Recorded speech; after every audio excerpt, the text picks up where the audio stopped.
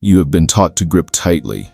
Grip your plans, grip your money, grip your relationships, grip your timelines, grip your reputation, grip your expectations, grip your outcomes. From childhood, the world trains you to believe that security is found in your ability to hold on. Hold on to control. Hold on to certainty. Hold on to what you can see. Hold on to what you can measure. Hold on to what you can predict.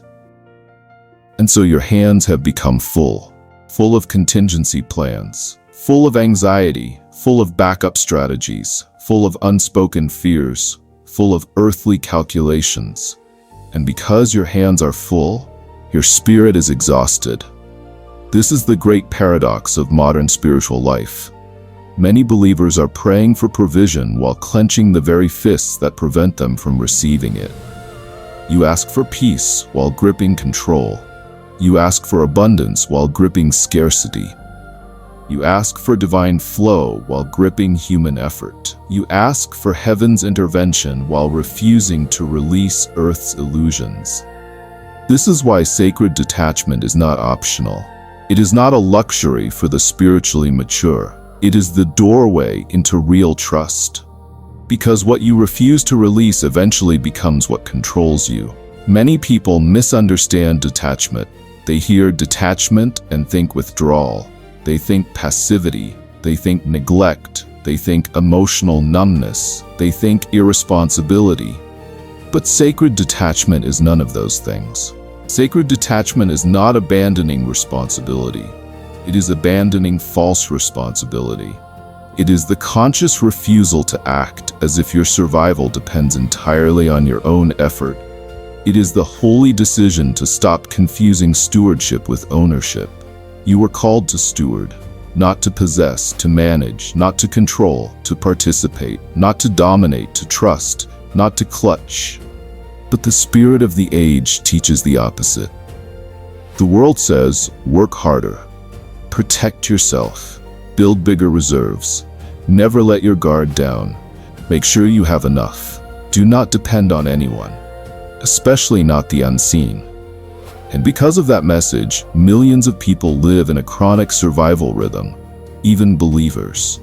Especially believers. They speak faith with their mouths while rehearsing fear in their minds. They quote promises while privately catastrophizing outcomes. They declare abundance while emotionally living in famine. This internal contradiction creates spiritual friction, and friction creates exhaustion. That exhaustion is often mistaken for adult life, but much of it is actually spiritual resistance. Resistance to surrender, resistance to uncertainty, resistance to dependence, because dependence feels dangerous to the ego. The ego loves control. Control gives the illusion of safety, but control has a hidden price. Control requires constant vigilance, constant calculation, constant emotional labor, constant anticipation of disaster, and eventually the soul becomes tired. Tired of maintaining outcomes, tired of performing competence, tired of pretending certainty, tired of carrying invisible pressure. That pressure is not always financial. Sometimes it is relational. You cling to people, to titles, to validation, to identities, to expectations. You tell yourself, if this relationship stays intact, I am safe. If this opportunity works out, I am secure. If this person approves of me, I am okay. But every earthly anchor you make ultimate eventually becomes an idol. And idols always overpromise and underdeliver. They promise peace, but produce anxiety. They promise security, but create dependency. They promise stability, but collapse under pressure. Only the Messiah can carry the weight of your ultimate trust. That is why sacred detachment begins with brutal honesty.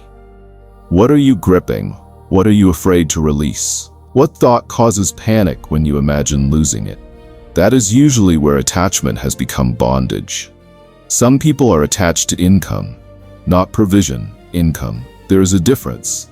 Income is one possible channel. Provision is the source. When the channel becomes the god, fear increases. Because channels can close, jobs end, markets shift, economies tremble, currencies fluctuate. But divine provision does not depend on markets. It predates them. The birds do not check stock prices. The lilies do not obsess over inflation, and yet they are sustained. This is not poetic symbolism. It is theological reality. Creation itself preaches trust. Every sunrise is a sermon. Every seed is a lesson. Every harvest is evidence. The Creator sustains what He creates. Yet humans resist this truth because we prefer visible systems. We trust paychecks more than promises. We trust spreadsheets more than surrender. We trust what can be counted. And so our nervous systems become enslaved to earthly volatility. One negative headline and peace evaporates. One market dip and anxiety spikes. One delayed answer and faith wavers. Why? Because our emotional state reveals what we truly believe. If your peace disappears every time external circumstances shift, your trust may be anchored too low. Sacred detachment lifts the anchor. It moves trust upward, away from outcomes, toward presence, away from resources, toward source, away from possession, toward participation.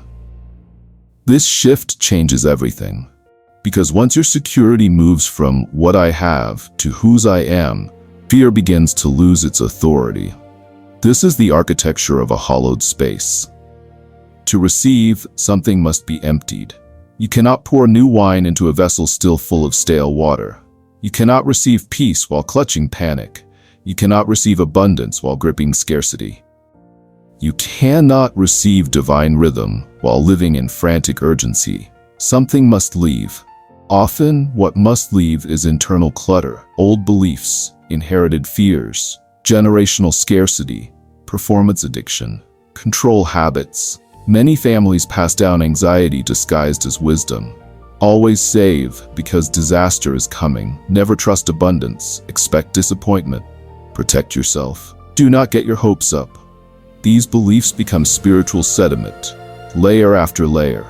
Over time they harden, they begin to feel normal, but normal does not mean healthy. Sacred detachment stirs the sediment. It exposes inherited fear and then invites replacement. Not with denial, not with magical thinking, with trust. Trust is not pretending bad things cannot happen. Trust is believing that even if they do, you will not be abandoned. That is radically different. Trust says, even here I am sustained. Even now I am held. Even if the channel changes, the source remains. That confidence changes your physiology. Stress decreases, breathing deepens, thoughts slow, perspective expands. Because anxiety is often a symptom of false ownership. You are trying to carry what was never yours, your future, your image, your timing, your outcomes.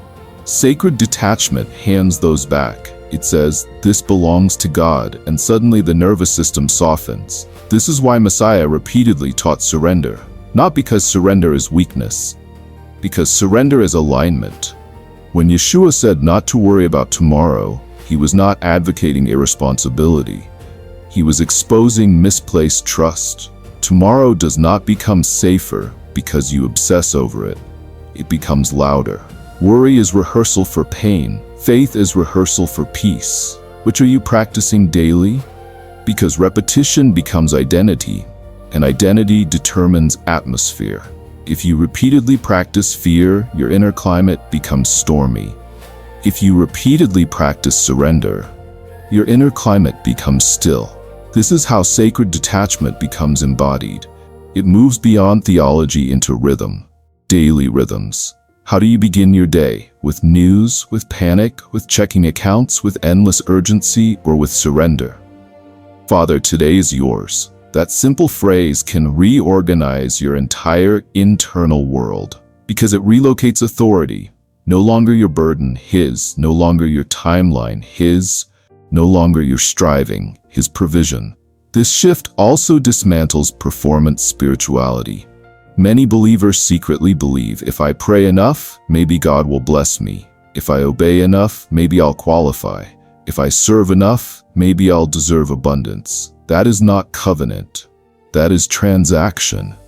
And transaction produces exhaustion because you are always wondering if you've done enough prayer, enough giving, enough fasting, enough effort. But sonship does not perform for inheritance, it receives it. Daughtership does not earn belonging, it rests in it. This is the freedom of sacred detachment. You stop hustling for what has already been promised. You stop bargaining for what has already been secured. You stop proving what has already been declared. Loved, held, provided for. That does not mean passivity. It means peaceful action. There is a difference. Frantic action says, I must make this happen. Peaceful action says, I will obey the next instruction. Frantic action carries desperation. Peaceful action carries trust. Frantic action grasps. Peaceful action releases. This is the kingdom rhythm. It is slower than the world, quieter than the world, less dramatic than the world, but stronger and strangely more productive. Because anxiety wastes energy. Fear fragments attention. Scarcity clouds discernment. But peace sharpens perception. When your soul quiets, you hear better. Subtle instruction becomes audible. Gentle redirection becomes clear. Divine timing becomes recognizable. This is why detachment increases wisdom. You stop reacting, you start discerning, you stop forcing, you start following, you stop manipulating outcomes, you start noticing openings. That is provision too. Provision is not always money. Sometimes provision is clarity. Sometimes it is timing. Sometimes it is restraint. Sometimes it is a closed door. Sometimes the greatest provision is what God prevented. But fear cannot recognize that. Fear only values immediate gratification. Trust values hidden protection. This is mature faith. To believe that even unanswered prayers can contain provision. Even delays can contain mercy. Even detours can contain blessing. That maturity protects you from marketplace panic. In unstable economies, many souls become unstable too. Why? Because they built identity on performance and possession. When those tremble, so do they. But those anchored in divine provision experience something different. Not denial, stability. They still act wisely. They still plan responsibly. They still steward resources, but they do not worship outcomes. Their peace is not hostage to headlines. Their emotional weather does not follow stock markets. Their inner life is governed elsewhere. That is sacred detachment. It is economic freedom of the soul. So how do you practice it? Start small. Release one fear at a time. Name it. I am afraid there will not be enough. Then answer it. The source is not running dry. Notice your clenched thoughts. Notice where your body tightens. Notice where your mind spirals. That is usually where attachment lives. Now breathe and loosen. Open your hands physically. This matters. The body teaches the spirit. Unclench. Let your palms face upward. Tell your nervous system, I do not need to grip this. Then practice generosity. Generosity is sacred detachment in motion. Giving disrupts scarcity. Giving retrains fear. Giving reminds your soul, I trust replenishment. This applies beyond money. Give forgiveness. Give time. Give control away. Give others room to disappoint your perfectionism. Open-handed living changes relationships too. You stop controlling people. You stop managing perceptions. You stop forcing outcomes. You love more freely, because attachment often masquerades as love. But true love is not possession. It is stewardship with release. This is why sacred detachment is deeply relational. It allows you to say, I love you, but I do not own your choices. I care deeply, but I cannot control your path. I bless you, even if you leave. That is freedom. And freedom is provision too. Because emotional peace is wealth. Sleep is wealth. Clarity is wealth. Trust is wealth. Presence is wealth. Many rich people are spiritually impoverished.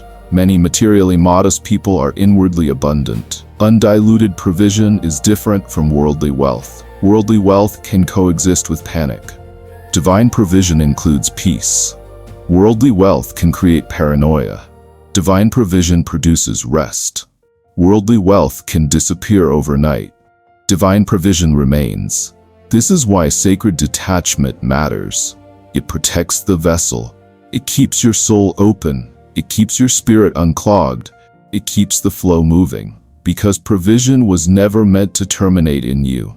It was meant to pass through you. You are not a reservoir. You are a conduit, and conduits must remain open. Fear clogs them, control clogs them, hoarding clogs them, performance clogs them, release unclogs them, trust unclogs them, obedience unclogs them. And suddenly the current moves again, peace returns, clarity returns, provision returns. Not because heaven was withholding, because your hands were finally empty enough to receive. This is the invitation. Open your hands, release your timelines, release your expectations, release your false security, release your anxious calculations, not into emptiness, into the hands of the Messiah, because what he fills cannot be corrupted. What he gives carries no sorrow. What he provides does not produce hidden anxiety. What he builds does not require frantic maintenance. It is undiluted, pure, steady, sustaining. And once you taste that kind of provision, the frantic rhythm of the world begins to feel foreign. You no longer chase, you align, you no longer strive, you receive, you no longer grip, you open. And in that holy openness, you finally discover what your soul was searching for all along. Not more control, but enough trust to let go.